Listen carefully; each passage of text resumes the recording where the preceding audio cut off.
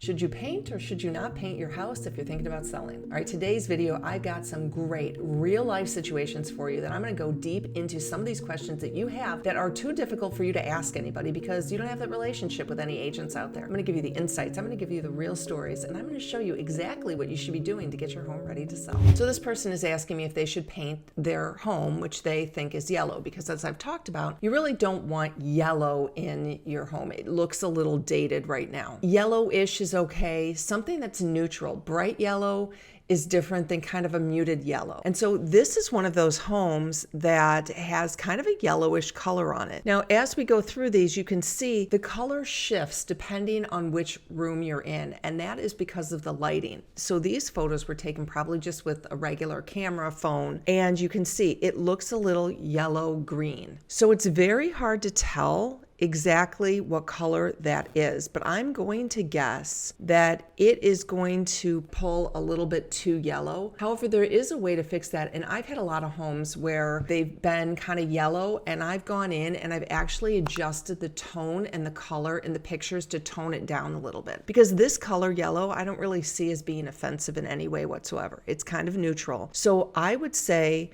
in this photo, like you can see, this is pretty yellow here. I don't know if it's worth it, and I'm saying that because this is a condo, and so the home might not be worth that much. I don't know if this is worth painting if that paint is in great condition. So what I might say is, no, we're good. Let's see if I can adjust the photos just a little bit and take the tone down a little bit to make it not so yellow. So I'm going to say in this one, I would not paint the inside of your condo if you're getting ready to sell on this one. Now again, if you have an agent out there who's in the house and says, yes, you absolutely need to do it, that's different. But a lot of agents come in who are not experienced and they'll say, yes, you need to do everything. Now, this is why you have to absolutely have an experienced agent who knows that area, who knows that market in depth. So anytime I am talking about this, I'm talking about it at a general level.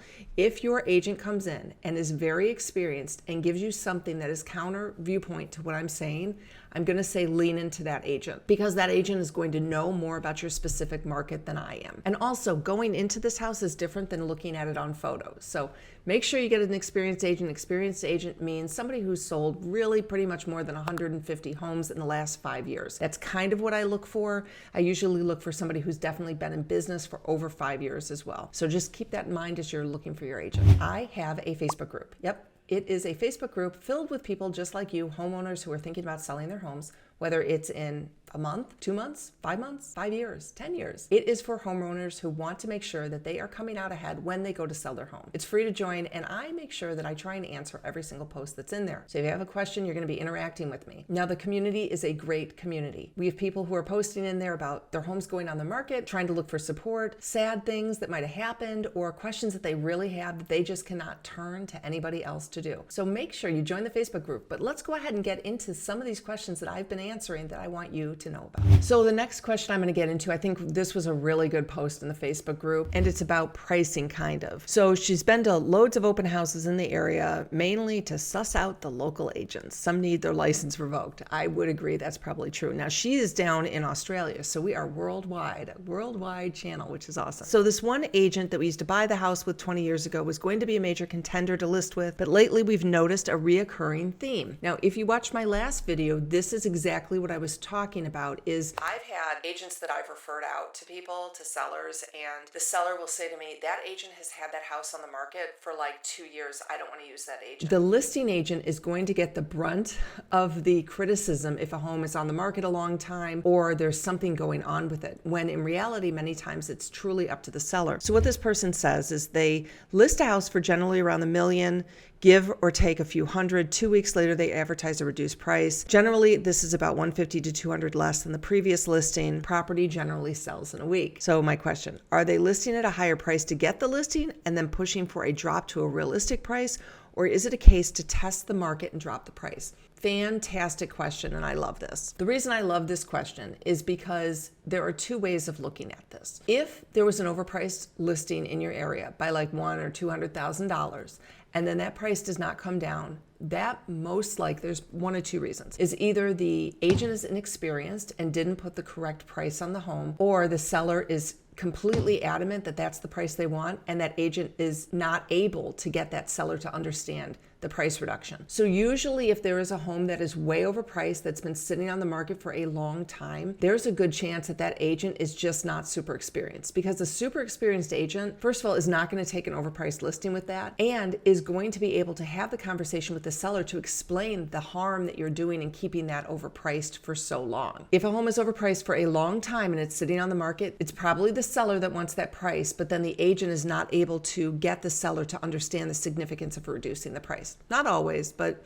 probably a pretty good chance with that. So in this situation, the price was reduced by $150,000 to $200,000 just a couple of weeks after it went on the market. So what that means to me is that person is an experienced agent, because she probably said to the seller, that price is way too high. We are not going to get any showings. It's going to hurt you in the long run if your home is sitting on the market. And the sellers were probably adamant. And she probably said, okay, let's have a deal. The deal is going to be is that if we don't get an offer in the first 2 weeks, or we have no showings, or we have 15 showings and no offers, kind of my rule of thumb, then we're going to reduce it, and we're going to reduce it to the price that I say. So very experienced agents will have this kind of expectation set when they're taking an overpriced listing. So my guess is that that agent had this conversation ahead of time and said, this price is way too high, but we're going to do it for you, and we're going to see what it means.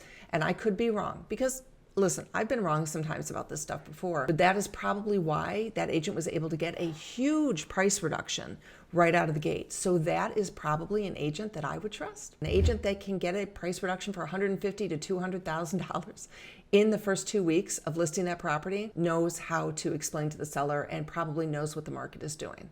So yeah, I think that's probably a pretty good agent. Okay, also my Facebook group, you're gonna see the decluttering challenge began. We have people who are posting their pictures and things like that. So I wanna see your pictures of rooms that you're going to be decluttering or rooms that you decluttered. So please go ahead, drop them in the Facebook group, or give me a comment below if you've started that challenge. So here's our next one. I need to replace this dated wallpaper, maybe white beadboard. So this is for selling, but for us too. The other side is oak cabinets and the kitchen pass-through. This is always the question. And she posted this because she knew that I would ask, are you selling or are you going to do this for yourself? So she said this is selling, but for us too. So I want to make sure that everything that you're talking about, if you're far out from moving, you need to be thinking about, is this for us? So if it's for you and that's what you want, yeah, go ahead and do it.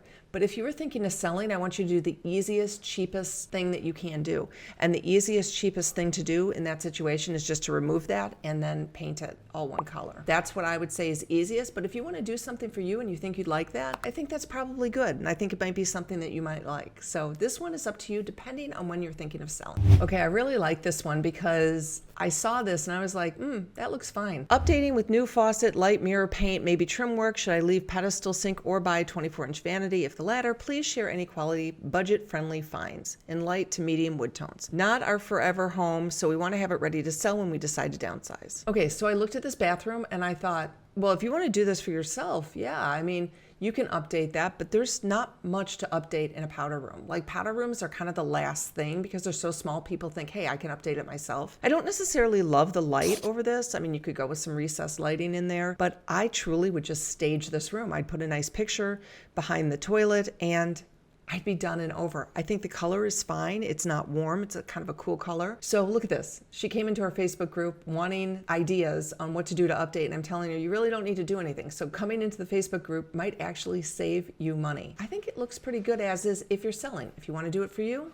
then do it for you. So this one is from a longtime follower. I know she's been around a while and she's really paying a lot of attention to what we're doing. And she posted this. She said, I got this house this morning. It was built in 1984. I don't think anything's been updated, maybe painting, carpeting. This is the kitchen with some funky overhead lighting that I know somebody else posted about. This would need a lot of work overall. I'm debating on whether to even go look at it. How do you update this lighting? So first of all, like this is a home that looks like it's really, truly right out of the 70s. The first thing I would say is, okay, what condition is this home in? And you guys know I have my seller's playbook, which is free, and I've got 5 different categories in there that you need to figure out what type of home you are in. And this home, looks like probably concealable condition, okay? This is not restoration required because it looks like it's in okay condition. Like it doesn't look beat up. It looks like it's well taken care of, but this one is concealable condition. And that means that pretty much you have a lot of things that are dated. When she asked if she should update that lighting, I was like, oh boy, there's way, way more things that you need to do. That needs a full gut. And if you were gonna just update that lighting, I'd suggest like recessed lighting in there. You can pull that type of lighting canopy off and do a recessed lighting, which I've seen before, and that looks great. But this is the type of kitchen that if you have this type of kitchen and you're thinking about selling, this is the type of kitchen that you should not do anything to, okay?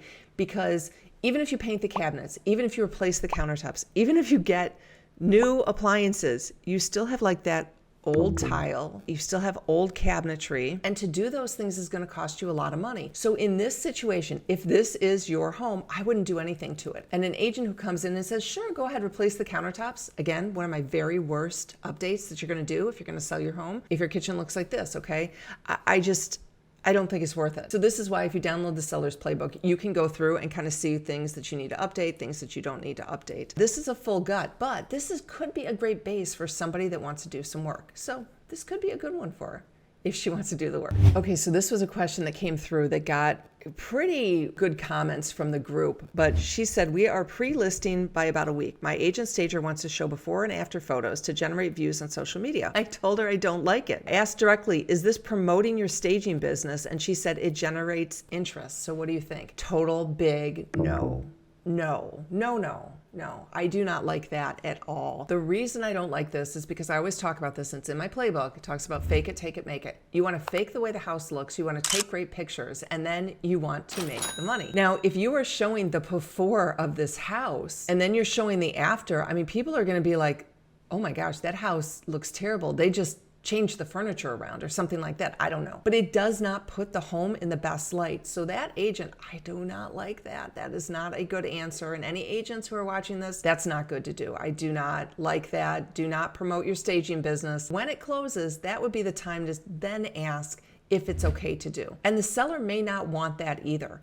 So this is a big no-no, in my opinion. All right, next post. This is a pretty good question too that many of you might be dealing with. So I have an elderly parent who we put in the dining room because the stairs are a challenge. We plan on selling this summer. Not thrilled about trying to get them up and down the stairs once a day, but I think it's our only choice. Or will buyers understand that the bed that is there is only due to having a frail old person in the house? Move them upstairs, or will the buyer understand? This is a great question. When you're selling your house, you need to decide, is it more important for you to make every single dollar out of it, or is it more important for you to keep your stress low? I talk about this quite a bit. The two of them balance each other out. Now, an agent's going to say, of course you don't want the bedroom in the dining room. Of course, that's not what you want at all, because it might affect on how much money you're going to get. But think about the stress that you would be under if you put your parent upstairs, and then let's say your home is on the market for 2 months, getting that person up and down the stairs. So there are some things that you may have to do because you live in your home. And that's one thing that I really want to stress to you. Some agents, especially maybe more inexperienced agents, may come in and say, you have to do all of this stuff. You have to clean this, you have to paint this, you have to update this, you have to do all of this stuff. And you're thinking,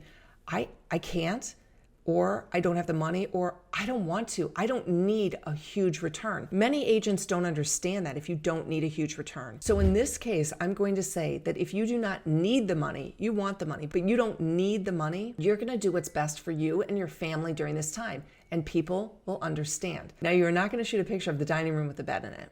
It's just not going to work. Now, what I would do is put into the agent remarks that only agents can see is that dining room is set up for parent bedroom. Like, that's what I would put in there. So the agents, when they walk in, they can explain that. People will be very understanding about that. That is not an issue. So for all of you out there that are so stressed because you have to get your home ready to sell, you don't have to always do it. You have to price it correctly though. So that's the thing. If you are like, I cannot have stress, then you don't have to do as much work, and then your stress will be lower. But you may not get the return that you absolutely want. Kind of like you gotta balance it, okay? So in this situation, do what is best for your family. Somebody asked, what time is an open house? Saturday, Sunday, 11 to 1? And I said, my answer was anytime the Bears are not on. Now that is in the Chicagoland area. You could not have an open house during the Bears game. Didn't matter if they were bad or good. It just cannot happen. So when football is on, I recommend not having it during the middle of any huge sporting event. Mother's Day isn't a great day to have it. Open houses are something that some agents love, some agents don't love. Let me tell you my philosophy around open houses. When a house goes on the market, the first week, you are going to get the top buyers who want the house because they are going to have an agent engaged already that might have already lost out on another home. These are the people who are going to see the house. They're going to call their agent. They're going to say, I need to get in right away. So the first week of showings are really the way you can tell if you have interest. Here's what I don't love is when I do an open house the weekend, especially in a hot market, if I do an open house right after I put the house on the market, many agents will say there's an open house, go to the open house. So the buyers will go to the open house, and it's hard to get a lot of feedback from buyers when they're in the house. They may not write their agent's name down. You may have a lot of people. It's very, very busy. I don't know if they're real buyers. I don't know if they're just kicking tires and looking at it. So if you have an open house on the first weekend it goes on the market in a very, very hot market, you may not be able to tell how much interest you really have, because I wait to put my open houses into the computer until almost right before it if it's a weekend we just went on the market. And the reason why is because I want to see how many agents are scheduling showings on that house. Because if we're only having people come to the open house, I don't really know, are those first-time buyers? Are they just looking? Are they neighbors? Or are they serious? And the people who are most serious are the ones who have agents who schedule appointments. So open houses need to be done strategically. Now, there are many markets that I know that are going to sell in an instant. Like I know for sure. And it's going to make it easier on the sellers if the open houses are set, on a Sunday between 12 and 4 and a Saturday from 12 to 4. And if you know you have a hot property, it's priced correctly, then go for the open house because you're going to get offers. And that is another strategy as well. So talking strategy about open houses is really, really important with your agent. Your agent should really know what is working and what isn't working in their specific community. Again, I can give you general information, but you need to have an agent who's experienced in your area. And the way you find those people is you have to dig in and do a lot of research. But if you are feeling like you need help, you need an agent, you don't know where to start, go ahead, reach out to me, and I'm going to find you a real estate agent who has done a lot of transactions and who knows your area, and I will be with you the whole time through it. So go ahead, make sure you fill that out. I'll find you an agent who can help you figure out if open houses are good in your area or not so good. Okay, another question. We're replacing the countertop in this master bath. It has one large sink. Will it be cheaper to just replace the countertop with one normal size sink, as we don't need to replace the cabinet, which is in good shape and real wood? Will I regret it if we ever sell not having two sinks? I love this question too. And the reason why is because you hear most buyers want two sinks in their master bathroom. This happened in a house that I was advising them on, and they had a vanity that was probably about this size, and they were going to do two sinks. And I said, where are they going to put their hairdryer? Where do you put your makeup? Where do you put your toothbrush? So you have to think about this. If you do not have enough room for two sinks, you do not want to put in two sinks. So in this situation, I recommended just doing maybe a little bit smaller of a sink. And if you wanted to replace that countertop, that's great. But this actually looks completely fine for selling. Okay, I'm going to go with this one. This is a tough question, and it's a complicated answer that can't necessarily be made in a vacuum. So what do you do when you're looking for ideas on what to price your home, and there's literally nothing that has recently sold within miles that has the same amount of bedrooms, bathrooms, and lot size? So this is where pricing becomes a real art. And if you've never done this before, and you're in this situation, you will not be able to figure this out. I am telling you, I have many agents who do not know how to do this. In fact, I've actually been asked by my brokerage to teach a national class on this to new agents about how I do my pricing. And that's because pricing is, you think it's easy, but it's not. I mean, that can make or break you. And so you need to be looking at two different numbers. I've talked about this many times. It's in my seller's playbook, and I'm going to link to the video at the end of this on pricing so you can understand how to do it yourself. You need to understand two numbers. There's the appraised value and there is the market value. And I'm telling you right now, my video editor is like, yes, I know this. I've done this. When I go to sell a house, I will know.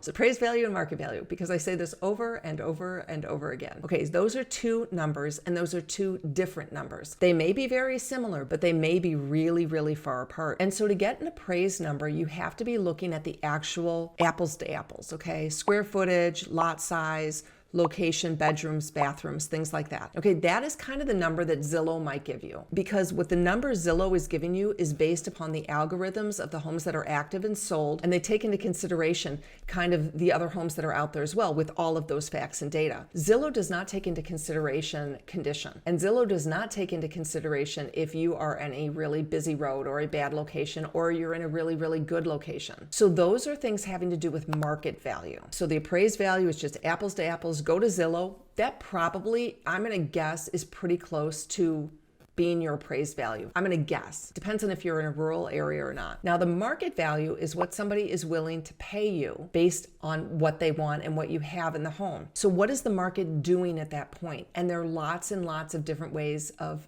figuring that out. So in Florida, there is a lot on the market. And so the market in Florida is not great, especially if you're in the condo market. Condos are not selling in Florida. Now, there are a variety of different reasons, but one of the biggest is these assessments that have gone into place where every single condominium over 3 stories has to have a structural report done. And most likely you're going to have to pay to have fixes made. Now, that's a really, really big deal. In addition, not a lot of people are moving into Florida right now with interest rates being so high. It's just not a really desirable location for people to buy a second home. You're also finding some single family homes in places like Sarasota are struggling as well. That is a market situation. You can say appraised value 6 months ago, a condo down the street sold for $500,000. But if there's no market there, the market value is lower. Do you see where I'm going with this? The condo, apples to apples, is going to be that appraised value, and it might be worth 500, but the market may have shifted and now it's not worth as much because there is a market value issue. So that's what an agent should be understanding, is those two numbers. And how you find those two numbers is really more of an art, because pricing is so incredibly important. And when you're talking to your agent about pricing, I want you to listen to exactly what the agent is saying. I don't want you to talk over the agent. I don't want you to think you know more than the agent. I want you to hear that agent who is giving you advice for your home. Now you're going to say, that agent is a salesperson. That agent just wants a higher price on the home. No, no, no. Good agents are willing to walk away from their commission if you're going to price the home too high. So if you get an agent who says, I will not price the home at that number, that's probably the agent that you need to hire, because that agent is willing to walk away from their commission because they're giving you the God's honest truth. Okay, so pricing, like I said, is a huge issue. I'm going to link to that video at the end of this video, and you can watch that next one about how to price your home, how to make sure that you are understanding the difference between the appraised value and the market value. And everyone, don't forget, join the Facebook group. I got a lot of free resources for you. I want to be with you every step of the way.